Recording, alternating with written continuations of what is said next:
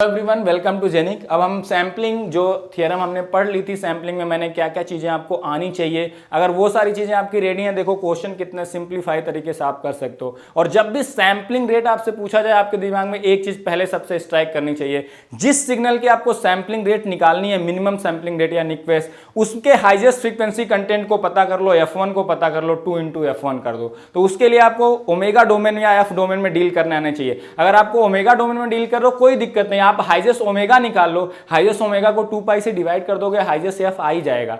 F में हमेशा deal करना है, क्योंकि सैंपल्स पर सेकंड में आंसर होता है, वो एफ में होता है। सैंपल की कोई यूनिट नहीं होती है, तो सैंपल लिखा हुआ है डिवाइडेड बाई सेकंड, 1/सेकंड इज हर्ट्ज, इसीलिए एफ को हर्ट्ज में लेना बहुत जरूरी होता है। ठीक है, ये याद रखो। वो क्या कह रहा है, following signal is sample to reconstruct from its samples uniquely.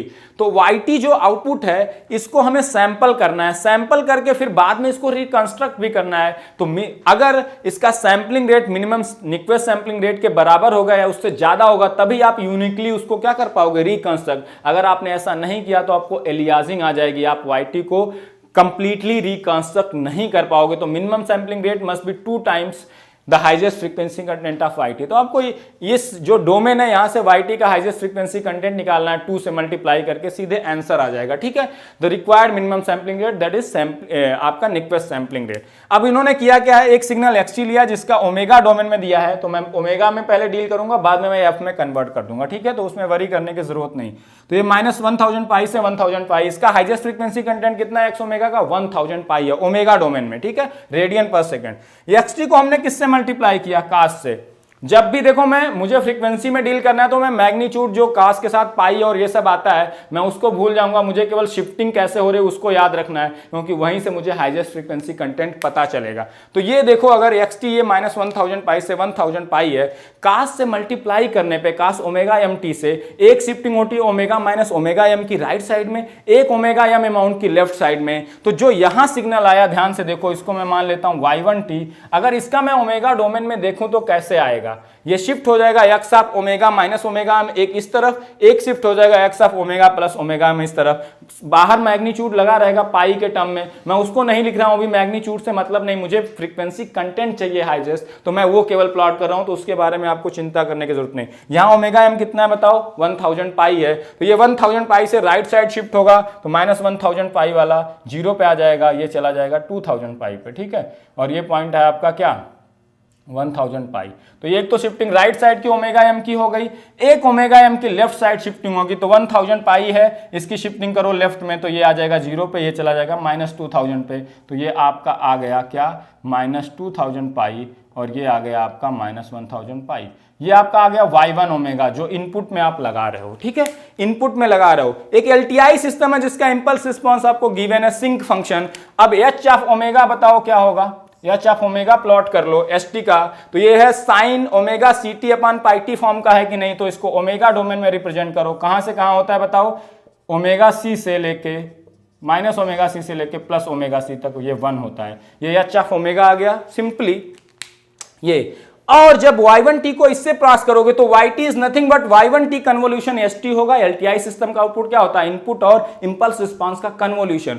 Convolution in time domain results into multiplication in omega domain. तो अगर इसका मैं फोरियर ट्रांसफॉर्म y ओमेगा मान लूं, क्योंकि y ओमेगा से मुझे मिलेगा highest omega of yt simply. ठीक है, तो yt का जो फोरियर ट्रांसफॉर्म y ओमेगा को, that is nothing but multiplication of y1 omega with multiplication with h of omega, क्योंकि इन दोनों का कन्वोल्यूशन रिजल्ट्स इनटू मल्टीप्लीकेशन इन ओमेगा डोमेन। तो इन दोनों का क्या कर दो, मल्टीप्लीकेशन। अब ध्यान से देखो, जब मल्टीप्लीकेशन करोगे, ये 1 है कहां तक, 15000 पाई, -15000 से 15000 तक, इसके आगे ये 0 है, इसके आगे ये भी क्या है, 0 है।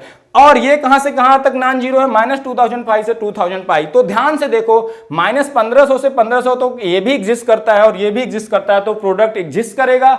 लेकिन -1500 से 2000 तक, यहां पे -1500 से -2000 तक, 1500 से 2000, ये 0 है, ये नॉन जीरो है, तो 0 into non zero will be 0। मतलब जो y ओमेगा आएगा वो कहां से कहां एग्जिस्ट करेगा, -1500 से 1500, क्योंकि जब दो चीजों का प्रोडक्ट लेते हो तो ओवरऑल विड्थ कितनी होगी, जो मिनिमम विड्थ होगी वही होगी, क्योंकि जहां पे एक भी 0 आ गया प्रोडक्ट क्या आएगा, 0। तो इन दोनों का जो प्रोडक्ट है y ओमेगा, वो कैसा आएगा, लीनियर नेचर का ही आएगा। 1 से मल्टीप्लाई करोगे तो ये 1000 0 से 1000 तक ये लाइन है, तो ये 1 से मल्टीप्लाई करके यही रह जाएगा। फिर 1500 तक ये वाली लाइन है, बीच में 1500 कहीं होगा, यहां तक आ जाएगा ये 1500 पाई। उसके बाद ये तो एग्जिस्ट करेगा, ये 0 है तो प्रोडक्ट 0 आ जाएगा। इसी तरह से इस साइड में भी ये -1000 पाई है, और यहां पे ये क्या है, इस तरफ आएगा कहां तक, -1500 पाई तक। इसके बाद ये 0 हो जाएगा, प्रोडक्ट क्या आ जाएगा, 0। तो वाई ओमेगा का देखो हाईएस्ट फ्रीक्वेंसी कंटेंट क्या आ गया, ओमेगा डोमेन में आ गया आपका 1500 पाई। अगर इसको एफ में बदलोगे तो हाईएस्ट फ्रीक्वेंसी कंटेंट F1 जो मैं कह रहा था 1500 पाई अपान क्या आ जाएगा, 2 पाई, पाई पाई कैंसिल आ गया है आपका 750। तो हाईएस्ट फ्रीक्वेंसी कंटेंट हर्ट्ज में कितनी आ गई, वाई ऑफ ओमेगा या वाई टी की 750 हर्ट्ज। तो इसका नेक्वेस्ट सैंपलिंग रेट या minimum sampling rate, Nyquist sampling rate रखोगे तभी जाके आप उसको रिकंस्ट्रक्ट कर पाते हो। मिनिमम सैंपलिंग रेट के बराबर होना चाहिए सैंपलिंग रेट या Nyquist sampling, 2 times the highest frequency content. 2 into F1 करो कितना आ जाएगा, 1500 samples per second, 1500 samples per second. Answer क्या आ गया, B option is correct, your B option is correct. तो ये गेट में पूछा गया क्वेश्चन था। आप सिंपली देखो, मल्टीप्लीकेशन कन्वोल्यूशन करोगे तो मल्टीप्लीकेशन आएगा, मल्टीप्लीकेशन करोगे तो कन्वोल्यूशन आएगा, वहां से सीधे। और कास या साइन का मल्टीप्लीकेशन करते हैं तो एक शिफ्टिंग होती है ओमेगा एम की राइट साइड में, एक शिफ्टिंग होती है ओमेगा एम की लेफ्ट साइड में। वो चीजें अगर याद रखोगे सिंपली सारे क्वेश्चन बहुत इजीली हो जाएंगे। ठीक है, क्वेश्चन डिस्कस करते हैं 2016 में आपका आया हुआ है इलेक्ट्रॉनिक्स ब्रांच में, डिस्कस करते हैं सिंपली। तो जो जो चीजें मैंने अभी सैम्पलिंग थ्योरम में डिस्कस करी, अगर वो आपको क्लियर है तो सारे क्वेश्चन बहुत इजीली सॉल्व होंगे। देखो कैसे सॉल्व करता हूं मैं, क्वेश्चन के थ्रू ही आपको सिखाने की इसीलिए कोशिश कर रहा हूं। एक continuous time sinusoidal of frequency 33 hertz. अगर आप साइनोसाइडल लोगे, वो कोसाइन हो सकता है या साइन हो सकता है, दोनों को साइनोसाइडल कई बार बोलते हैं। 33 हर्ट्ज, 33 हर्ट्ज है तो इसको मैं प्लॉट कर लेता हूं। ये क्या आएगा, एक 33 हर्ट्ज पे क्या आपका इंपल्स आएगा, एक -33 हर्ट्ज पे आएगा। मैं हर्ट्ज में ये ले रहा हूं है ना, ओमेगा डोमेन में नहीं। यही दो इंपल्स आते हैं नॉर्मली, होगी है कि नहीं। तो हमेशा जब भी साइनोसाइडल को साइनोसाइडल आए उसका मैग्नीट्यूड स्पेक्ट्रम प्लॉट किया करो। फेज स्पेक्ट्रम से कोई फर्क नहीं पड़ता, मैग्नीट्यूड जो एनर्जी या पावर वो मैग्नीट्यूड पे डिपेंड करती है। तो अगर किसी का मैग्नीट्यूड ही 0 है, वहां फेज होगा भी तो कोई फर्क नहीं पड़ता है ना, इसीलिए मैग्नीट्यूड स्पेक्ट्रम इज सफिशिएंट। तो ये आएगा आपका, ये इस मल्टीप्लाइड डायरेक्ट इंपल्स ट्रेन आपने किससे किया, एक तरह से इसकी डायरेक्ट सैंपलिंग कर दी, डायरेक्ट डेल्टा सैंपलिंग कर दी विद फ्रीक्वेंसी 46 हर्ट्ज। तो ये क्या है 46 हर्ट्ज, एफएस ही तो 46 हर्ट्ज है। डायरेक्ट इंपल्स ट्रेन से मल्टीप्लाई करोगे t - n ts, where ts is sampling period, तो वहां से डायरेक्ट इंपल्स ट्रेन की फ्रीक्वेंसी आ जाएगी क्या, 1/ts, दिस इज 46 हर्ट्ज। मतलब आप 46 सैंपल पर सेकंड ले रहे हो डायरेक्ट इंपल्स ट्रेन से मल्टीप्लाई करके, है ना। तो डायरेक्ट इंपल्स ट्रेन की फ्रीक्वेंसी मतलब वही सैंपलिंग फ्रीक्वेंसी, ts हो जाएगा 1/46, है ना। तो आप t - n ts यही लेके मल्टीप्लाई कर दोगे, डायरेक्ट सैंपलिंग हो जाएगी।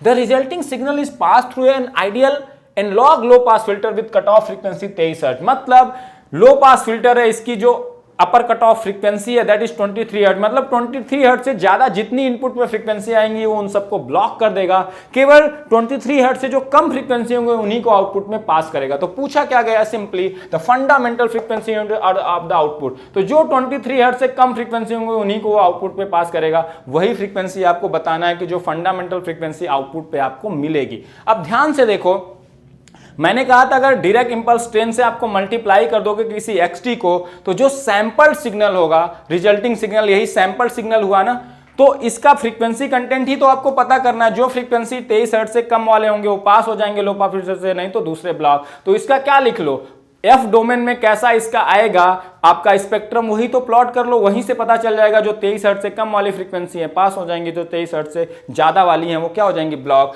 तो ये आपका तो एक्सएफ मैंने ले रखा था, जो साइनोसाइडल सिग्नल अगर एक्सटी मान लूं तो वो एक्सएफ है। जैसे उसको आप मल्टीप्लाई कर दोगे किससे, इंपल्स ट्रेन से, तो क्या होता था बताओ, एक्स यस एफ का हूं। अगर सैंपल सिग्नल का फ्रीक्वेंसी रिस्पॉन्स क्या होता था, एक्सएफ लेते थे ओरिजिनल, फिर x f -fs plus x f -2fs plus x f -3fs, इसी तरह से लेफ्ट साइड में plus fs plus 2fs plus 3fs। तो एक साइड का मैंने कहा था प्लॉट कर लो, सिंपली काम हो जाएगा, क्योंकि हाईएस्ट फ्रीक्वेंसी आपको फ्रीक्वेंसी तो बतानी है, 23 हर्ट्ज के अंदर वाली सारी पास हो जाएंगी। तो एक्सेप्ट पहले ले लो, एक्सेप्ट क्या है आएगा -33 हर्ट्ज पे और एक 33 हर्ट्ज पे। एक्सएफ प्लस क्या आता है, एक्सएसएफ में क्या आएगा, एक्सएफ आएगा, एक्सएफ प्लस एक्सएफ माइनस एफएस, मतलब एफ माइनस एफएस करोगे, एफएस की वैल्यू कितनी 46 हर्ट्ज, इसको राइट साइड शिफ्ट कर दो 46 हर्ट्ज से, तो -33 वाला कहां पहुंच जाएगा, +13 पे पहुंच जाएगा कि नहीं, ये आ जाएगा -33 प्लस 46, ये आ जाएगा 13 पे एक इंपल्स, ठीक है। 33 वाला आपका कहीं बाहर पहुंच जाएगा, कितना 33 प्लस 46 कुछ आएगा 33 प्लस 46। इसी तरह से एक्स आप एफ प्लस एफ एस की शिफ्टिंग करोगे, एक और एडिशन आएगा, ये तो x F minus f S को आपने ऐड कर दिया, ये दो आए सैंपल्स और इसके साथ एक्स एफ तो पहले से मौजूद है। इसी तरह से x F F plus f S करोगे तो 46 की लेफ्ट साइड शिफ्टिंग, 33 वाला शिफ्ट होकर लेफ्ट में आएगा, 33 माइनस 46 कहां पे आ जाएगा, -13 हर्ट्ज पे आ जाएगा, और एक आ जाएगा माइनस पे, किस पे, -33 वाला -33 प्लस 46 इस साइड शिफ्ट हो जाएगा। अगला क्या आएगा, 2fs की शिफ्टिंग करोगे तो क्या होगा, fs की शिफ्टिंग करने पे ये 13 पे आ गया, फिर 2fs की करोगे तो 13 वाला बढ़ के 46 से और बढ़ जाएगा, 13 प्लस 46, क्योंकि दो और 46 ऐड कर दो, -33 में पहले fs ऐड किया इतना आया, फिर और fs ऐड करोगे -2fs में तो 33 प्लस 46, ये 13 प्लस 46 क्या आएगा, 23 के बाहर आएगा कि अंदर आएगा, बाहर आएगा। 3fs करोगे तो और बाहर चला जाएगा, 4fs करोगे तो और बाहर चला जाएगा, लेफ्ट में उसी रेशियो में बाहर आता जाएगा। तो ध्यान से देखो 23 हर्ट्ज के अंदर, यहां 23 हर्ट्ज बीच में होगा, केवल एक फ्रीक्वेंसी आ रही, कौन सी आ रही है, 13 हर्ट्ज वाली आ रही है, क्योंकि सब कुछ हर्ट्ज में लिया तो ये सारी शिफ्टिंग किस में है, हर्ट्ज में है। Simply F minus f S मैंने बताया था। तो कौन सी फ्रीक्वेंसी पास करेगा, ये 33 वाले को ब्लॉक कर देगा, क्योंकि इसकी कट ऑफ फ्रीक्वेंसी तो 23 है, 23 से जो भी बाहर होंगे ब्लॉक कर देगा, पास करेगा। 13 उसी का रिप्लिका -13 है, फ्रीक्वेंसी तो हमेशा प्लस होती है, तो कौन सी फ्रीक्वेंसी पास करेगा, 13 हर्ट्ज। तो हमेशा डायरेक्ट इंपल्स ट्रेन से जब मल्टीप्लाई करते हैं तो यहाँ x f plus x F F minus f S, x F F minus 2fs, F plus f S, F minus 2fs। तो नॉर्मली आप दो शिफ्टिंग करके लिख लो, वहीं से पता चल जाएगा कौन सी फ्रीक्वेंसी लो पास फिल्टर के अंदर है, कौन सी बाहर, वहीं से आपको आंसर आ जाएगा। सिंपली आप इस तरह से कर सकते हो। तो इंपल्स ट्रेन का इसीलिए याद रखना है, डायरेक्ट से अगर मल्टीप्लाई करोगे टाइम डोमेन में, डायरेक्ट सैम्पलिंग करोगे तो एफ डोमेन या ओमेगा डोमेन में x f plus x F minus f s plus x F F minus 2fs, x F F minus 3fs आता है, बाहर 1/ts मल्टीप्लाई होता है। लेकिन मुझे फ्रीक्वेंसी से मतलब है कौन सा पास होगा कौन सा नहीं, उसका एम्पलीट्यूड 1/ts से मुझे ज्यादा कोई मतलब नहीं है, वो तो मैं बाद में एडजस्ट हमेशा कर सकता हूं। ठीक है, तो क्लियर। एक और क्वेश्चन डिस्कस करते हैं, 2017 में 2 मार्क्स में आया हुआ, इसी ब्रांच में, बहुत ही अच्छा क्वेश्चन है, यहाँ से भी आपको सीखने को मिलेगा। तो ये सारे टाइप आप ऑलमोस्ट कवर कर लेंगे। क्या गिवन है, the signal xt that is sine 14,000 pi t where t is in second is sample at rate of 9,000 per samples per second, that is sampling frequency, ये हर्ट्ज में आएगी, कितना है 9,000 सैंपल्स पर सेकेंड, या इसी को मैं लिख सकता हूँ 9 किलो हर्ट्ज भी लिख सकता हूँ, है ना, पर सेकेंड को किलो, सैंपल की कोई यूनिट नहीं, तो this is 9 kilo hertz is also, क्योंकि किलो हर्ट्ज में बाद में बातें कर रहे हैं। ठीक है, the sample signal is input to an ideal low pass filter with frequency response hf is equal to 1 for mod f less than or equal to 12 kilohertz. मतलब hf कैसा है, f के रिस्पेक्ट में है, इसका मैग्नीट्यूड 1 है for 12 kilohertz से -12 kilohertz तक, है ना। मॉड एफ लेस देन और इक्वल टू 12 किलोहर्ट्ज का मतलब क्या है, एफ की वैल्यू -12 किलोहर्ट्ज से +12 किलोहर्ट्ज के बीच में है, तब इसका मैग्नीट्यूड 1 है, अदरवाइज 0 है। तो एक लो पास फिल्टर है, इससे पता चला, जिसकी कट ऑफ फ्रीक्वेंसी कितनी है 12 किलोहर्ट्ज, मतलब 12 किलोहर्ट्ज से ज्यादा वाली फ्रीक्वेंसीज को ये ब्लॉक कर देगा, जो 12 किलोहर्ट्ज से कम होंगी उन्हीं को क्या करेगा, पास करेगा। वही चीज आपसे पूछी भी गई है। ठीक है,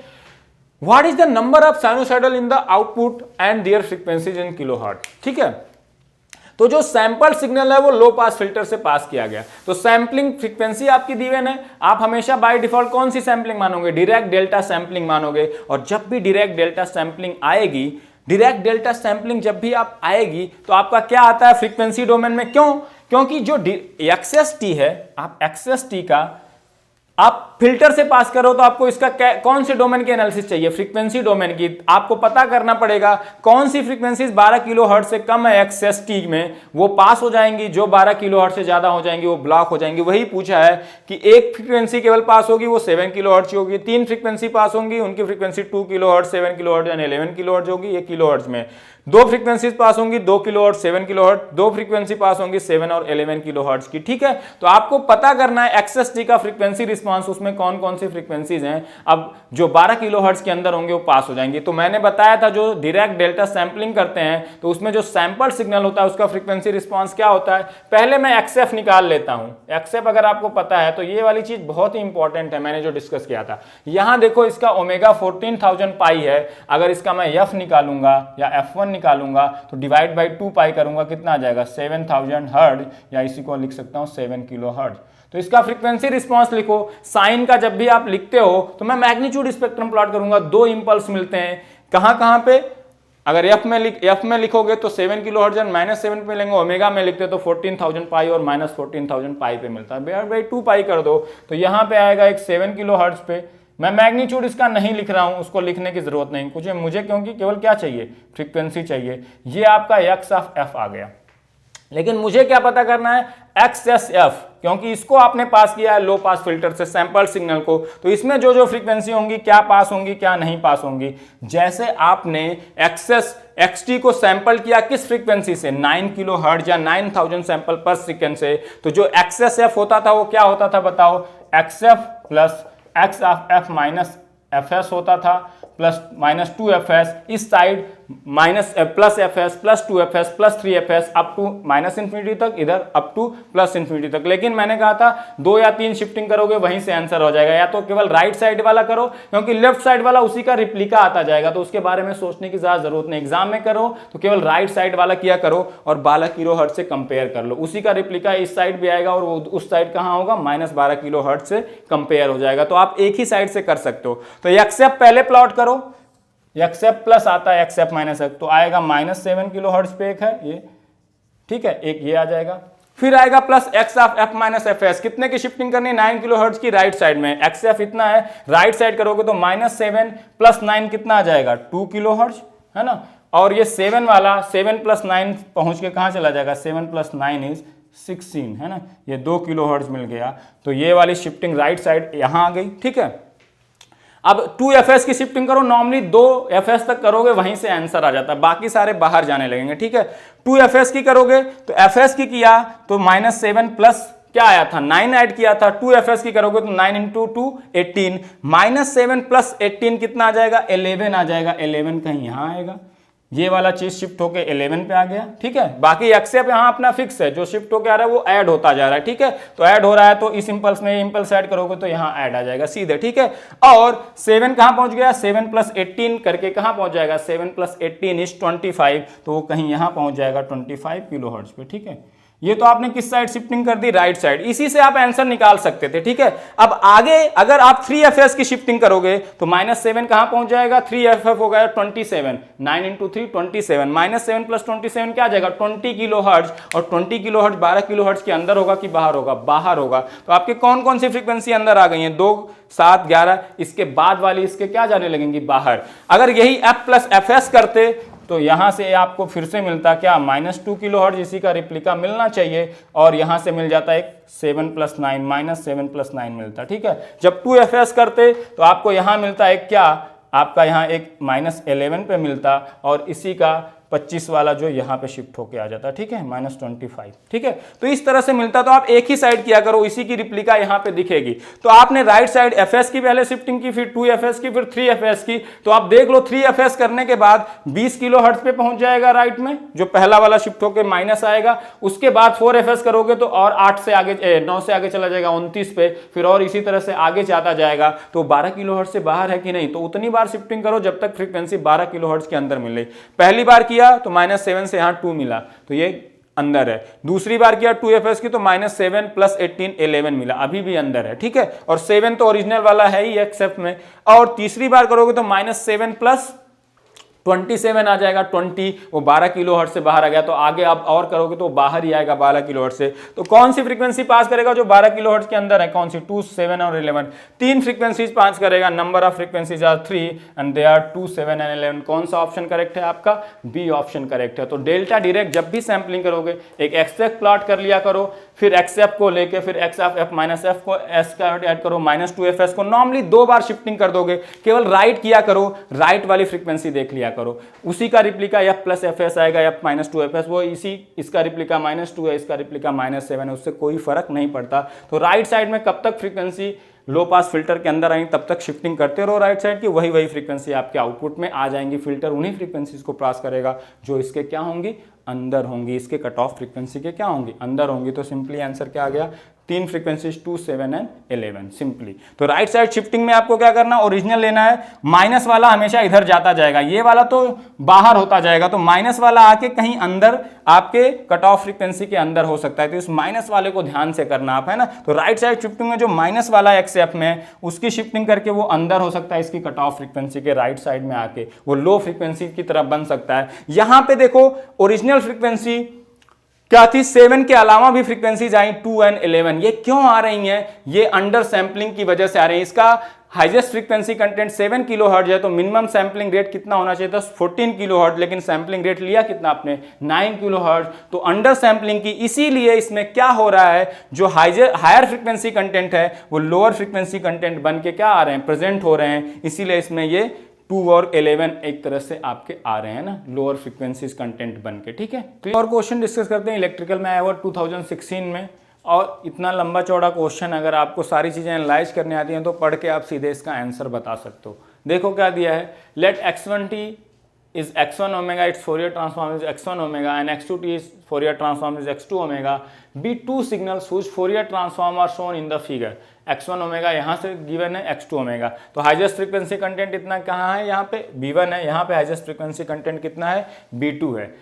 अब आपने क्या किया, एक सिस्टम डिजाइन किया, x1t और x2t को मल्टीप्लाई कर दिया, मान लेते हैं ये y1t है, और उसको पास कर दिया एक एलटीआई सिस्टम से जिसका इंपल्स रिस्पांस e⁻⁻2t है, तो वहां से आ गया yt आ गया। तो क्या कह रहा है, for the system shown the minimum sampling rate required to sample y2 का मिनिमम सैंपलिंग रेट कितना रखें ताकि इसको यूनिकली रिकंस्ट्रक्ट कर सके। तो कितना मिनिमम सैंपलिंग रेट रखना पड़ेगा, 2 times the highest frequency content of yt, that is Nyquist sampling rate. तो आपको yt का हाईएस्ट फ्रीक्वेंसी कंटेंट पता करना है, इसीलिए जो मल्टीप्लिकेशन है, आपका कन्वोल्यूशन है, उसमें पता होना चाहिए कि होता क्या है। तो इजीली ये क्वेश्चन आप सीधे सीधे सॉल्व कर सकते थे, कुछ भी पेन उठाने तक की भी जरूरत नहीं है, सिंपली। अब ध्यान से देखो, multiplication y1t is nothing but, मैं यहां से आपको सॉल्व करने जा रहा हूं, y1t का पहले मैं हाईएस्ट फ्रीक्वेंसी कंटेंट पता करता हूं, फिर उसके कन्वोल्यूशन का हाईएस्ट फ्रीक्वेंसी कंटेंट या yt का पता करता हूं, आंसर आ जाएगा y1t is nothing but x1t into x2t। और मैंने कहा था मल्टीप्लीकेशन अगर टाइम डोमेन में करते हो तो कन्वोल्यूशन होता है कहां पे, किस डोमेन में कन्वोल्यूशन होता है, ओमेगा डोमेन या एफ डोमेन में। और ओवरऑल अगर इसकी हाईएस्ट फ्रीक्वेंसी कंटेंट, मल्टीप्लीकेशन का एक क्वेश्चन लेके दिखाया था, अगर इसका हाईएस्ट फ्रीक्वेंसी कंटेंट f1 है या ओमेगा 1 है, इसका हाईएस्ट फ्रीक्वेंसी कंटेंट ओमेगा 2 या f2 है, तो ओवरऑल मल्टीप्लीकेशन का हाईएस्ट फ्रीक्वेंसी कंटेंट क्या हो जाएगा, इसका प्लस इसका, मल्टीप्लीकेशन में ऐड हो जाता है हाईएस्ट फ्रीक्वेंसी कंटेंट। जब एडिशन होता है सिग्नल का तो ओवरऑल जो सबसे बड़ा होता है वही ओवरऑल हाईएस्ट फ्रीक्वेंसी होता है, ये बताया था। तो x1t इंटू x2 का ओवरऑल हाईएस्ट, कन्वोल्यूशन करोगे तो वैसे भी इसका राइट मोस्ट इंड और इसका राइट मोस्ट इंड ऐड हो जाएगा b1 प्लस b2। तो y1 ओमेगा का highest frequency content right side में कितना आ गया, b1 प्लस b2, लेफ्ट में minus b2 plus minus b1 plus minus of b1 plus b2, तो ये तो रिप्लिका है, तो हाईएस्ट फ्रीक्वेंसी कंटेंट क्या आ जाता है, b1 प्लस b2 आ जाता है, x1t इंटू x2t। तो जब भी दो सिग्नल को मल्टीप्लाई करोगे overall highest frequency content will be addition of highest frequency content of x1t and highest frequency content of x2t, ये होता है क्योंकि यहाँ कन्वोल्यूशन करोगे। कन्वोल्यूशन में क्या होता है, right most end is summation of this right most end this b1 plus b2, तो इसका right most end b1 plus b2 होगा, उसके आगे ये जीरो होगा, तो हाईएस्ट फ्रीक्वेंसी क्या आ गई, b1 प्लस b2, उसके बाद तो सब कुछ क्या है, जीरो है रिस्पॉन्स में, और लेफ्ट में माइनस b1 प्लस b2, वो तो रिप्लिका होगा इसका, ठीक है। तो इसका हाईएस्ट फ्रीक्वेंसी कंटेंट कितना आ गया, b1 प्लस b2 आ गया कि नहीं। तो इसका कुछ रिस्पॉन्स होगा y1 ओमेगा, इस तरह का होगा, जैसा भी होगा वो कन्वोल्यूशन का रिजल्ट बताएगा, मैं ऐसे केवल प्लॉट करूंगा क्योंकि मुझे फ्रीक्वेंसी चाहिए। हाईएस्ट फ्रीक्वेंसी कंटेंट अगर yt का पता चल गया तो मैं सैंपलिंग रेट इजीली बता सकता हूं, ठीक है। तो ये y1 ओमेगा आ गया। इसको एक एलटीआई सिस्टम से पास किया, तो एलटीआई सिस्टम से पास किया तो क्या होगा, yt will nothing but y1t convolution st, और मुझे y ओमेगा पता चल जाए तो y ओमेगा से मुझे हाईएस्ट ओमेगा पता चल जाएगा yt का कि नहीं, y ओमेगा वहीं से तो जो हाईएस्ट ओमेगा होगा वही हाईएस्ट फ्रीक्वेंसी कंटेंट yt का होगा। तो अब ध्यान से देखो, कन्वोल्यूशन रिजल्ट्स इनटू मल्टीप्लिकेशन इन ओमेगा डोमेन, तो यहाँ पे y1t कन्वोल्यूशन st करोगे, st का h ऑफ ओमेगा कितना होगा, अगर e⁻⁻2t का आपने पढ़ा होगा मॉड ऑफ, तो ये 2a/a² plus omega square type का होता है, तो ये इस तरह का फंक्शन होगा। ये पूरा माइनस इन्फिनिटी से प्लस इन्फिनिटी तक एग्जिस्ट करेगा क्या, एच ऑफ ओमेगा। जबकि y1 ओमेगा कहां से कहां एग्जिस्ट करता है, केवल b1 प्लस b2 से माइनस b1 प्लस b2 से b1 प्लस b2 तक। तो y ऑफ ओमेगा कहां से कहां एग्जिस्ट करेगा, y of omega is nothing but convolution of y1 into ht results into multiplication of y1 into h omega. तो y omega कहां तक एग्जिस्ट करेगा, जहां पे दोनों नॉन जीरो होंगे। ये तो माइनस इन्फिनिटी से प्लस इन्फिनिटी तक नॉन जीरो है, लेकिन ये नॉन जीरो केवल कहां से कहां तक, माइनस b1 प्लस b2 से लेके प्लस b1 प्लस b2 तक। तो इसके आगे तो ये जीरो है, इसके आगे ये नॉन जीरो भी होगा, प्रोडक्ट क्या आएगा, जीरो आएगा। तो y ओमेगा कहां से कहां एग्जिस्ट करेगा, वो कुछ अलग टाइप का जैसे भी होगा प्रोडक्ट आएगा, वो माइनस b1 प्लस b2 से b1 प्लस b2 तक एग्जिस्ट करेगा, क्योंकि यहाँ पे ये भी नॉन जीरो, ये भी प्रोडक्ट कुछ एग्जिस्ट करेगा। इसके आगे ये जीरो है तो ये नॉन जीरो होते हुए भी प्रोडक्ट क्या आ जाएगा, जीरो।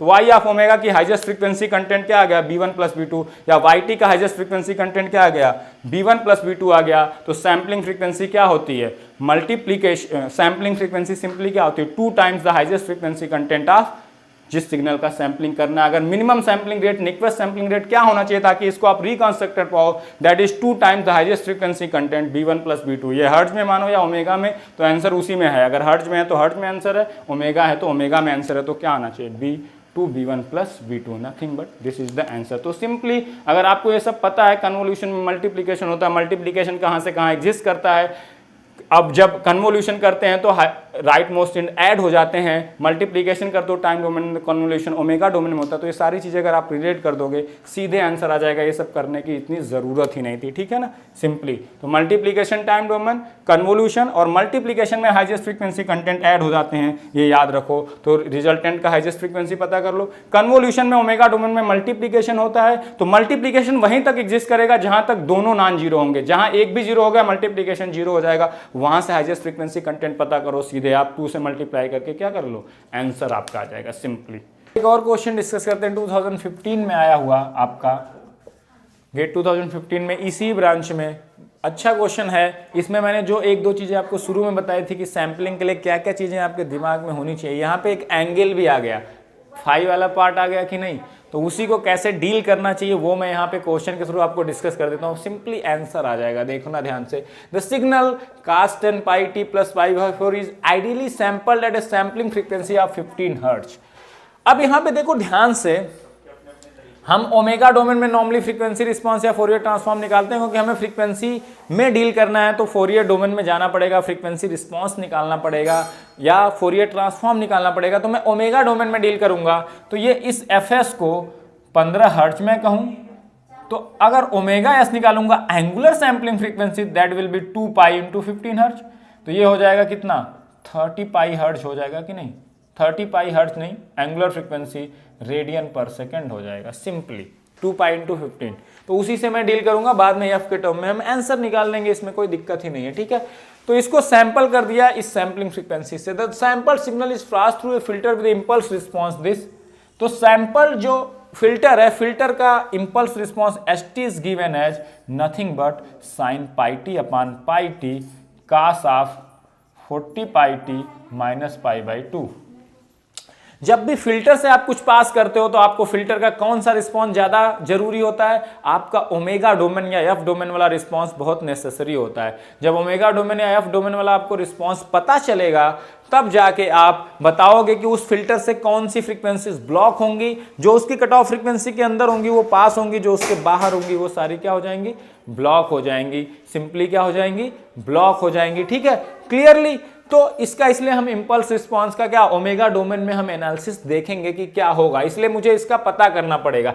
अब देखो यहां मैंने कहा था इसको अगर आप ft मान लो तो ft इंटू कास्ट फंक्शन है, तो ft इंटू कास्ट फंक्शन का मैंने आपको लिखना सिखाया था फ्रीक्वेंसी रिस्पांस। तो पहले ft का फोरियर रिस्पांस लिख लो। ft का क्या है, sine omega c t upon pi t form का है। तो ये कहां से कहां होता है, ओमेगा सी से माइनस ओमेगा सी से ओमेगा सी तक क्या होता है, 1 होता है, सिंपली। अब ये तो हो गया f of omega. Multiplication cos t का करोगे तो शिफ्टिंग हो जाती है ओमेगा डोमेन में, तो शिफ्टिंग हो जाएगी तो एच ऑफ ओमेगा कैसा होगा, क्योंकि H of omega is very important. कितने की शिफ्टिंग होगी ध्यान से देखो। अब मैंने आपको बताया था यहां पे पाई/2 एंगल भी ऐड करेगा। जब इसको कॉस को लिखोगे e to the power j, तो j 40 पाई टी आएगा into e to the power j minus pi by 2 आएगा plus e to the power minus j 40 pi t आएगा और साथ में आएगा e to the power plus j pi by 2 आएगा। मतलब अब एंगल भी ऐड हो जाएगा किस पे, इन दोनों के जो फ्रीक्वेंसी रिस्पॉन्स है उस पे एंगल डिवाइडेड बाई 2 तो होता ही है सिंपली, ठीक है। तो ये क्या करेगा, दिस इंटू दिस करोगे तो एक्सपोनेंशियल से multiplication results into shifting in omega domain. कितने से शिफ्टिंग हो जाएगी, 40 पाई से e to the power j omega naught t. और ये क्या है, ये तो एक कांस्टेंट टर्म है, e की power minus j omega j pi by 2, तो ये तो एज इट इज मल्टीप्लाई हो जाएगा। तो देखो उससे फर्क क्या पड़ेगा, मैं मैग्नीट्यूड स्पेक्ट्रम प्लॉट करता हूं, दैट इज वेरी इंपॉर्टेंट। और यहां फेज स्पेक्ट्रम भी चाहिए होगा मुझे, तो इसमें शिफ्टिंग होगी पहले 40 पाई की राइट साइड और ये करेगा 40 पाई की लेफ्ट साइड। तो इसमें 40 पाई की शिफ्टिंग कर दो, एफ ओमेगा में ही तो शिफ्टिंग होगी, एफ टी इंटू इसका है, तो एफ ओमेगा में 40 पाई की राइट साइड शिफ्टिंग, 40 की लेफ्ट साइड शिफ्टिंग। तो ये आ जाएगा 40 पाई के अबाउट, यहाँ आएगा 39 pi, minus pi plus 40 pi minus 39, और यहाँ आ जाएगा 41 पाई। और इसी तरह से लेफ्ट साइड शिफ्टिंग करोगे तो आ जाएगा माइनस 40 पाई, लेफ्ट साइड ये आ जाएगा जीरो वाला पॉइंट माइनस 40 पे, ये माइनस 39 पाई पे, ये माइनस 41 पाई पे। तो ये आपका आ गया एच ऑफ ओमेगा का मैग्नीट्यूड। लेकिन यहाँ फेज भी है, ध्यान से देखो, जो ये वाली शिफ्टिंग होगी ई की पावर जे 40, जो यहाँ पे 40 पाई पे यहाँ शिफ्ट हुआ है पूरा का पूरा F omega minus omega naught, एक आएगा एफ ओमेगा माइनस ओमेगा वाली शिफ्टिंग, जो यहाँ पे ओमेगा एम मैं 40 पाई मान रहा हूँ, और उसमें साथ में मैग्नीट्यूड में ये भी तो ऐड होगा, ये कांस्टेंट है। तो ये देखो इसका ई की power minus J pi by 2 का अगर आप मैग्नीट्यूड देखोगे दैट इज 1, बट इस angle is minus pi by 2, तो मैग्नीट्यूड स्पेक्ट्रम में इसमें कोई फर्क नहीं आएगा। लेकिन ये क्या करेगा, जहां जहां f of omega minus omega m है वहां वहां एंगल आपका क्या दे देगा, पाई बाई 2 दे देगा। तो ये कहां से कहां तक है ओमेगा माइनस ओमेगा एम, 39 पाई से 40, तो angle of H of omega क्या हो जाएगा, वहां वहां एंगल माइनस पाई बाई 2 आ जाएगा। तो मैं प्लॉट कर देता हूं, एंगल कितना आ जाएगा, 39 पाई से लेके 41 पाई तक एंगल क्या आ गया आपका, माइनस पाई बाई 2। इसी तरह से इस वाले में शिफ्टिंग हो गई कितने की, माइनस 40, तो शिफ्टिंग प्लस ओमेगा एम की होती है, प्लस ओमेगा एम आया तो इधर आ गया, लेकिन साथ में ई की power j pi by 2 angle दे देगा कितने का, पाई बाई 2। जहां तक ये एग्जिस्ट करेगा वहीं तक तो ये एंगल देगा, बाकी जगह ये एंगल पाई बाई 2 ऐड करने का कोई मतलब नहीं, क्योंकि बाकी जगह मैग्नीट्यूड ही 0 होगा, तो एंगल का कोई सिग्निफिकेंस नहीं है। तो कितना एंगल दे देगा ये दे देगा पाई बाई 2 एंगल, कहां से कहां तक, माइनस 41 पाई से लेके माइनस 39 पाई तक। ये एच ऑफ ओमेगा हो गया। इसी से आपको क्या करना है, पास करना है किसको, इस सिग्नल को। अब मैं इस सिग्नल को प्लॉट करता हूं, ध्यान से देखो, जो इनपुट सिग्नल है, अगर ध्यान से देखो input signal cos 10 pi T plus pi by 4 है, तो इसका एक आएगा ओमेगा एम पाई 10 पाई पे, एक आएगा मैग्नीट्यूड माइनस 10 पाई पे, मैंने आपको बताया था। लेकिन साथ में इसका क्या होगा, फेज स्पेक्ट्रम भी होगा, क्योंकि एंगल पाई बाई 4 आ गया। और इसमें मैंने बताया था जब प्लस पाई प्लस फाई था, तो यहाँ पे omega is equal to omega m पे एंगल आता था फाई, ये तो इम्पल्स है लेकिन ये एंगल है, ये आ गया पाई बाई 4 एंगल।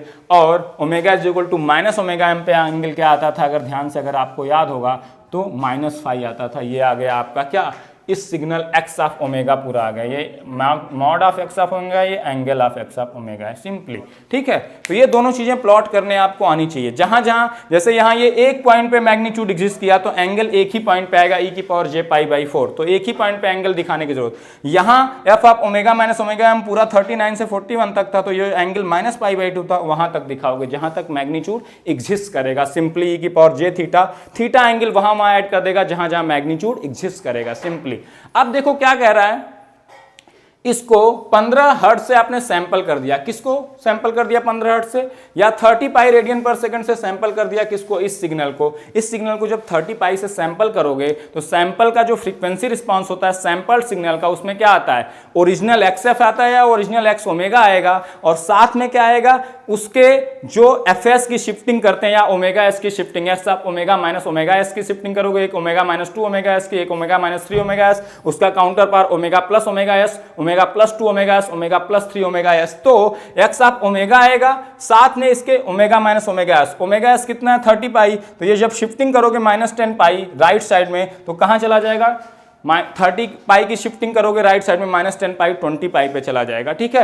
और जब 2 ओमेगा एस की करोगे तो 30 पाई इंटू 2 60 पाई माइनस 10 पाई कहां पे पहुंच जाएगा, 50 पाई पे पहुंच जाएगा। अब ध्यान से अगर देखो तो इसकी जब शिफ्टिंग करेंगे सैंपल सिग्नल तो एक में फ्रीक्वेंसी 10 पाई मिली, दूसरा जो शिफ्टेड लोगे आप, जो दूसरा शिफ्टेड सिग्नल आप लोगे वो कहां पे जाएगा 30 पाई से। अगर आप शिफ्टिंग करते हो, किससे शिफ्टिंग करते हो 30 पाई से अगर आप शिफ्टिंग करते हो तो ये -10 पाई कहां चला जाएगा 20 पाई पे चला जाएगा। ठीक है, क्लियर।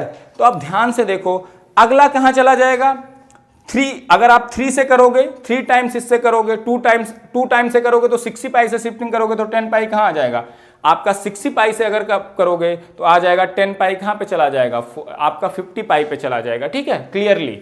तो अब जब आप सैंपल कर दिए कितने से रेडियन में, हम लेते हैं 30 पाई रेडियन से, तो आपको क्या मिलता था सैंपल का फ्रीक्वेंसी रिस्पांस, एक तो एक्स आप ओमेगा ही मिल जाता है। मैं मैग्नीट्यूड स्पेक्ट्रम बनाता हूं, एंगल तो ये एज इट इज ऐड हो जाएगा π/4, जहां π/4 ऐड हो जाएगा -π/4 है वहां -π/4 ऐड हो जाएगा। तो मैग्नीट्यूड स्पेक्ट्रम देखते हैं, angle as it is add कर देंगे क्योंकि एंगल से कोई फर्क नहीं पड़ता। अब ध्यान से देखो क्या होगा। अब आपका देखो जब यहां से शिफ्टिंग करोगे आप तो एक शिफ्टिंग होगी 30 पाई की तो -10 पाई कहां आ जाएगा 20 पाई पे। एक ही साइड शिफ्टिंग करते रहो, वहीं से पता चल जाएगा कौन सी फ्रीक्वेंसी आनी है कौन सी नहीं आनी है। लेफ्ट साइड तो उसका रिप्लिका ही आता है। तो जैसे ये आपका फिल्टर है, जो फिल्टर का रिस्पांस है वो कहां से कहां 1 है वैल्यू 39 पाई से 41 पाई। तो अगर आपका जो सैंपल सिग्नल का जो वो फ्रीक्वेंसीज जो 39 पाई से 41 पाई के बीच में होंगी वही केवल पास होंगी आउटपुट पे, बाकी सारी क्या हो जाएंगी ब्लॉक। तो जब आप 30 पाई ओमेगा एस की शिफ्टिंग करोगे तो -10 पाई कहां पहुंचेगा 20 पाई पे, -10 पाई प्लस 30 पाई 20 पाई को ये क्या कर देगा ब्लॉक। तो 20 पाई वाली फ्रीक्वेंसी नहीं आएगी एंगुलर।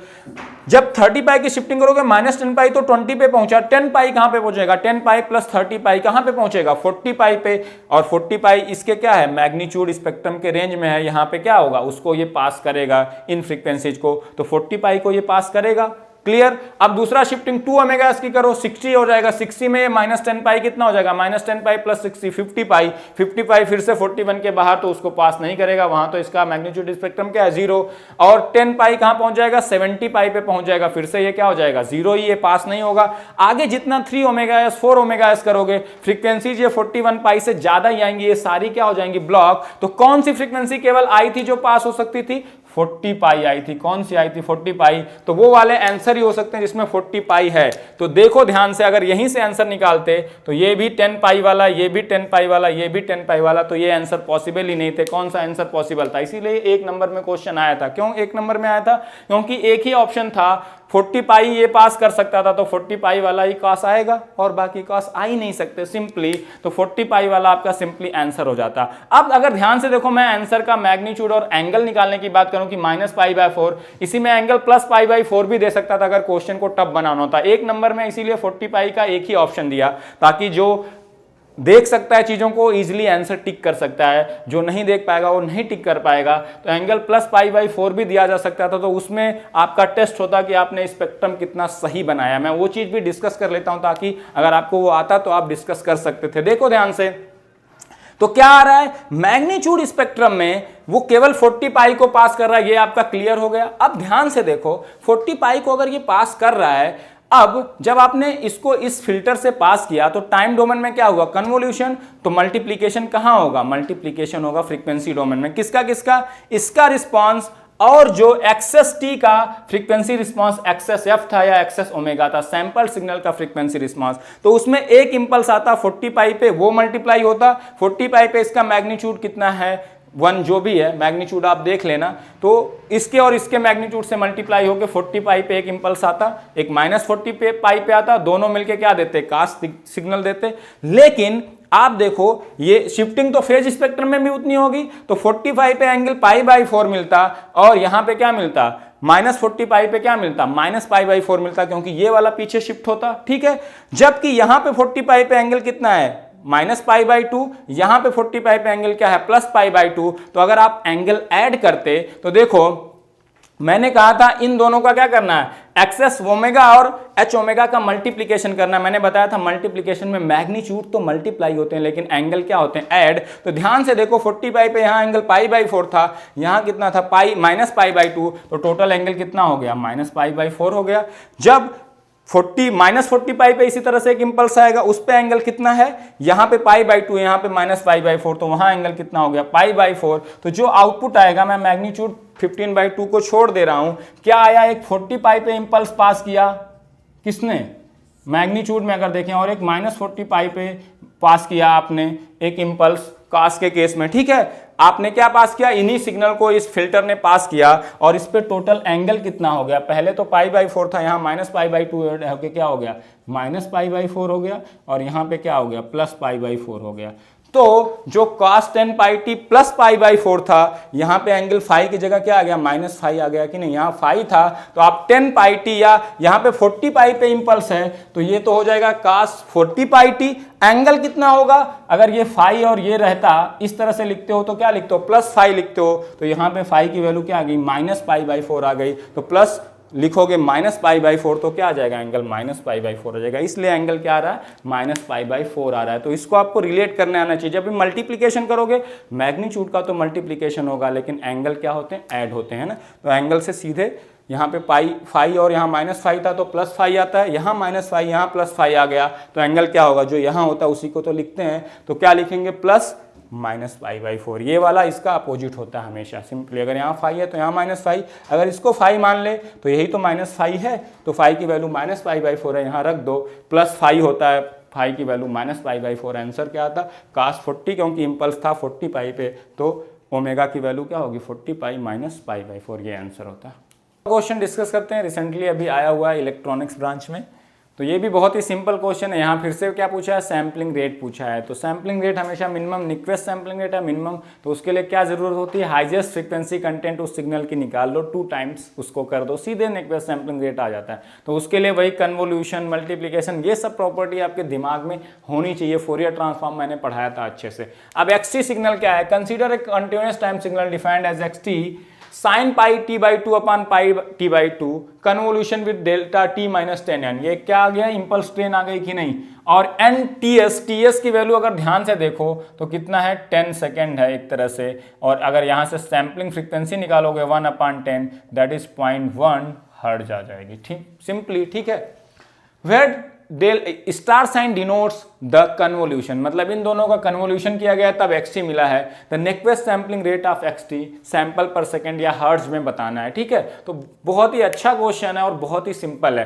ध्यान से देखो, जब भी कन्वोल्यूशन, अब xt का हाईएस्ट फ्रीक्वेंसी कंटेंट पता करना है तो कैसे पता करते हैं, आप कहां जाते हो, ओमेगा डोमेन में जाते हो या एफ डोमेन में जाते हो, और अगर टाइम डोमेन में कन्वोल्यूशन किया गया हो तो कहां मल्टीप्लीकेशन होता है, ओमेगा डोमेन या एफ डोमेन में क्या होता है, मल्टीप्लीकेशन, मतलब इसका फ्रीक्वेंसी रिस्पॉन्स और इसके फ्रीक्वेंसी रिस्पॉन्स को मल्टीप्लाई कर दोगे तो x ऑफ ओमेगा या x ऑफ f आ जाएगा। और जब भी दो चीजों को मल्टीप्लाई करते हो तो मल्टीप्लिकेशन वहीं तक एग्जिस्ट करता है जहां तक दोनों नॉन जीरो हो, जहां एक भी जीरो हुआ मल्टीप्लिकेशन क्या हो जाएगा, जीरो। उसी चीज को बस ध्यान में रखो, सीधे आ जाएगा। इसका अगर मैं कहूं, इसका फोरियर रिस्पॉन्स या फोरियर ट्रांसफॉर्म, मैं एफ डोमेन में चला जाऊंगा कन्वर्ट करके, है ना, मैग्नीट्यूड से मतलब नहीं है, कौन सी फ्रीक्वेंसी जाएंगी इनसे मतलब है ना, तो इसलिए ज्यादा वरी करने की जरूरत नहीं है। साइन πt/2 अपॉन πt/2, इसको मैं ये लिख सकता हूं क्या, साइन πt/2 अपॉन πt, और यहां 2 बाहर कर दूं, तो ये देखो ध्यान से, साइन π/2t, इसको मैं ये इस तरह से लिख सकता हूं, 2 साइन π/2t अपॉन πt, ये लिख सकता हूं। तो यहां इस वाले पोर्शन को देखो, 2 तो एम्पलीट्यूड पे केवल फर्क करेगा, फ्रीक्वेंसी रिस्पांस पे फर्क नहीं करेगा। फ्रीक्वेंसीज कौन से आएंगी, sine omega ct upon πt form का है कि नहीं, तो अगर इसको ओमेगा डोमेन में जाओगे तो इसका फ्रीक्वेंसी रिस्पांस कहां से कहां एग्जिस्ट करेगा, -π/2 टू π/2। एम्पलीट्यूड इसका क्या होता है 1, तो इसको 2 से मल्टीप्लाई कर दोगे 2 आ जाएगा, जो ये इसका फोरियर रिस्पॉन्स आ गया, फोरियर ट्रांसफॉर्म आ गया। लेकिन मुझे एफ में चाहिए, सैम्पलिंग रेट चाहिए मुझे, तो मैं इसको एफ में बदल देता हूं। π/2 को एफ में बदलोगे तो क्या होता है, ओमेगा को 2π से डिवाइड कर दो, एफ में आ जाता है, 2π से डिवाइड करो π/2 को तो क्या आ जाएगा, 1/4, -1/4 और 1/4, मतलब इसमें हाईएस्ट फ्रीक्वेंसी कंटेंट 1/4 हर्ट्ज का है, ये तो इसकी रिप्लिका होता है। तो अब ये चीज बताओ, 1/4 हर्ट्ज दैट इज 0.25 हर्ट्ज, तो अब इसका फोरियर रिस्पॉन्स मल्टीप्लाइड बाय इसका Fourier response will be the Fourier response of क्या, Fourier transform of x of omega या xt का फोरियर ट्रांसफॉर्म। तो वो 0.25 या 0.25 हर्ट्ज से ज्यादा हो सकता है क्या, नहीं हो सकता। मैंने कहा था जब दो चीजों को मल्टीप्लाई करोगे तो जो स्मॉलेस्ट विड्थ पॉसिबल, जो स्मॉलेस्ट उसमें से होगा विड्थ, उसी के विड्थ के बराबर ओवरऑल विड्थ हो सकती है। क्यों? क्योंकि जहां एक भी जीरो हुआ, प्रोडक्ट क्या आने लगेगा? जीरो आने लगेगा। तो ठीक है, इसका आ गया आपका। अब इंपल्स ट्रेन का मैंने बताया था, अगर delta t minus n t s हो, जब मैंने फोरियर सीरीज पढ़ाया था, तो इसका क्या आता है? 1 टी एस डेल्टा ऑफ, अगर एफ डोमेन में डील करें, क्योंकि यहाँ एफ डोमेन में डील करना इजी है, summation of n from minus infinity to infinity, simply 1/ts t minus n t s, यहाँ f minus n f s होता है। तो आप देखो ध्यान से, तो डेल्टा एफ अगर प्लॉट करोगे एन इज इक्वल टू 0 पे, तो ये डेल्टा एफ हो गया, इसका मैग्नीट्यूड 1/ts होगा। मैं मैग्नीट्यूड लिखने का मतलब, अगला कहाँ आएगा? एफ माइनस एफ एस पे, अगला आएगा आपका एफ एस पे, अगला आएगा 2fs पे इम्पल्स, अगला आएगा डॉट डॉट डॉट, यहाँ आएगा माइनस एफ एस पे, यहाँ आएगा माइनस 2fs पे, डॉट डॉट डॉट। यही तो होगा इसका क्या? फोरियर ट्रांसफॉर्म एफ डोमेन में। इसका एफ डोमेन में -1/4 to 1/4 है। तो यक्स ऑफ एफ कहाँ से कहाँ एग्जिस्ट करेगा ये बता दो। यहीं से हाईएस्ट फ्रीक्वेंसी कंटेंट आ जाएगा, यहीं से सैम्पलिंग रेट आ जाएगा। ये इन दोनों का प्रोडक्ट ही तो होगा, किसका? इसका और इसका, क्योंकि यहाँ इन दोनों का कन्वोल्यूशन हुआ, तो ओमेगा डोमेन में या एफ डोमेन में इनका मल्टीप्लीकेशन हो जाएगा। ये मैं एम्पलीट्यूड से मतलब नहीं, फ्रीक्वेंसी कौन सी आएगी। एफ एस की वैल्यू निकालो, कितना था?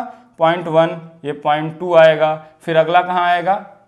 0.3 हर्ट्ज आएगा, यहाँ पे भी ये तो इसकी रिप्लिका है, 0.3 हर्ट्ज, 0.2 हर्ट्ज, 0.1 हर्ट्ज, है ना, ये माइनस माइनस साइन के साथ, ठीक है। तो यहाँ पे क्या है? 0.25 के बाद ये क्या है? 0 है। तो 0.25 के बाद इन दोनों का प्रोडक्ट 0 आएगा। तो 0.1 वाला यहाँ पे 2 है, यहाँ पे 0.1 पे एक इंपल्स है, इन दोनों का प्रोडक्ट एग्जिस्ट करेगा। अगला क्या आएगा? 0.2 वाला आएगा, क्योंकि ये यहाँ पे ये भी नॉन जीरो, 0.2 पे ये भी नॉन जीरो है। लेकिन 0.3 ऑनवर्ड्स, 0.3 पे ये तो नॉन जीरो है, 0.4 पे नॉन जीरो होगा, 0.5 पे नॉन जीरो होगा। आगे चलते जाएंगे ना, एफ एस एक एक बढ़ता जाएगा, 1 से मल्टीप्लाई होता जाएगा, 3fs 4fs। लेकिन 0.25 के बाद ये 0 है, तो 0.3 वाला यहाँ पे तो इंपल्स है, यहाँ 0 है, तो 0 इंटू समथिंग इज 0, आगे 0 मिलता जाएगा। तो इसमें मिलेगा क्या? एक मिलेगा 0.1 पे, बाकी जगह यहां भी 0 है, ये नॉन जीरो है, लेकिन यहां 0 है, तो ये प्रोडक्ट 0 आएगा। केवल एक इंपल्स यहाँ पे एफएस पे, तो यहाँ पे ये 2 है, उससे मल्टीप्लाई होके एक इंपल्स आ जाएगा, एक 0.2 पे इंपल्स आ जाएगा, इसी का रिप्लिका एक -0.1 पे आ जाएगा, इसी का रिप्लिका एक -0.2 पे आ जाएगा, सिंपली। तो एक्सेप्ट का highest frequency content in hertz कितना आ गया? 0.2 हर्ट्ज आ गया। 0.2 हर्ट्ज आ गया, तो सैम्पलिंग फ्रीक्वेंसी क्या हो जाएगी? सैम्पलिंग रेट क्या आ जाएगा? Simply 2 times 0.2, that is 0.4 hertz, या इसी को कहेंगे आपका क्या कहेंगे? Number of 0.4 samples per second, 4 samples per second, 0.4 samples per second आपका सिंपली क्या हो जाएगा? Sampling rate. Highest frequency content in hertz 0.2 hertz, 2 into point. तो जब भी कन्वोल्यूशन टाइम डोमेन में हो, मल्टीप्लीकेशन होता है कहाँ पे? आपका एफ डोमेन या ओमेगा डोमेन में। तो वहां जब मल्टीप्लीकेशन करोगे, जहां तक दोनों नॉन जीरो होंगे, वहीं तक प्रोडक्ट एग्जिस्ट करेगा। ये दिमाग में होना चाहिए। जब टाइम डोमेन में मल्टीप्लीकेशन करते हो, तो सिंपली हाईएस्ट फ्रीक्वेंसी कंटेंट दोनों के ऐड हो जाते हैं, क्योंकि वहां कन्वोल्यूशन होता है, तो राइट मोस्ट इन आपस में जुड़ जाते हैं, लेफ्ट मोस्ट इन जुड़ जाते हैं। तो वहां से क्वेश्चन को ट्रैक किया करोगे, कन्वोल्यूशन कहाँ हुआ है, मल्टीप्लीकेशन कहाँ हुआ है। तो सैम्पलिंग में आपने मेन क्वेश्चन ऑलमोस्ट सारे हमने डिस्कस कर लिए। आपके जितने वैरायटी के आ सकते थे फोरियर सीरीज में मैंने खत्म कर दिया। तो सिग्नल ऑलमोस्ट अब फिनिश है। सिग्नल में अब सारा मैक्सिमम चीज़ें मैंने कवर कर दी। बाकी जो चीज़ें कवर नहीं हुई हैं वो आप खुद से कर सकते हैं। अगर जितना मैंने यहाँ पे कराया सिग्नल में, ये अगर आपने अच्छे से समझ लिया, तो आप मान के चलो मोर देन 90% क्वेश्चन जो सिग्नल में आने वाले हैं, अगर आपने जैसे मैंने आपको सिखाया वो अप्लाई करना आपने सीख लिया, तो आप 100%, 90-95% या 100% क्वेश्चन तक सॉल्व कर सकते हो। जिन्होंने पहले पढ़ रखा होगा, जिनके बेसिक स्ट्रॉन्ग रहे होंगे, कहीं कहीं कन्फ्यूजन रहा होगा, उनके बहुत सारे कन्फ्यूजन अब मैं उम्मीद करता हूं कि दूर हो चुके होंगे। और अगर दूर हो चुके होंगे, तो अगर आप ये सब चीजें अच्छे से करके जा रहे हो, ये चीजें मैंने इसलिए नहीं सिखाया कि आपको क्वेश्चन केवल बन जाए, question with in time limit बने, ये भी बहुत ज़्यादा जरूरी है। तो मैंने उन सब चीज़ों का यूज करने आपको सिखाया कि कितना इफिशियंटली आप उसको यूज कर सकते हैं, चीज़ों को कितना सिंप्लीफाई कर सकते हैं हम। जितना चीज़ों को सिंप्लीफाई करोगे, एग्जाम में दिमाग पे प्रेशर उतना कम होगा, उतना ईजिली आंसर आएगा, आप उतने कम टाइम में क्वेश्चन कर सकते हो। इसीलिए वहाँ 3 आवर्स मोर देन सफिशियंट होते हैं, जितना आपको आता है आप ईजिली कर सकते हो, अगर आप चीज़ों को अप्लाई करना और रिलेट करना जानते हैं। तो अब बाकी चीज़ें आप अगला नेक्स्ट सब्जेक्ट जो शुरू होगा हम वहाँ से स्टार्ट करेंगे। सिग्नल में जितना पढ़ा दिया आप रिवाइज करते रहिए, चीज़ों को रिवाइज करते रहिए, फॉलो करते रहिए जेनिक एजुकेशन को। आगे नेक्स्ट सब्जेक्ट और सुपर वे में आने वाले हैं, हम अपना बेस्ट एफर्ट लगाते रहेंगे। आप हमको फॉलो करते रहिए और अपना बेस्ट एफर्ट देते रहिए। गेट 2019 का एग्जाम आपका बहुत अच्छा जाने वाला है, आप इस पर ट्यून रहिए। मिलते हैं नेक्स्ट लेक्चर में डिजिटल इलेक्ट्रॉनिक्स के साथ। तब तक के लिए goodbye and thank you. और आप अपनी तैयारी कंटिन्यू रखिए, हमारे जेनिक एजुकेशन को फॉलो करते रहिए। Thank you very much.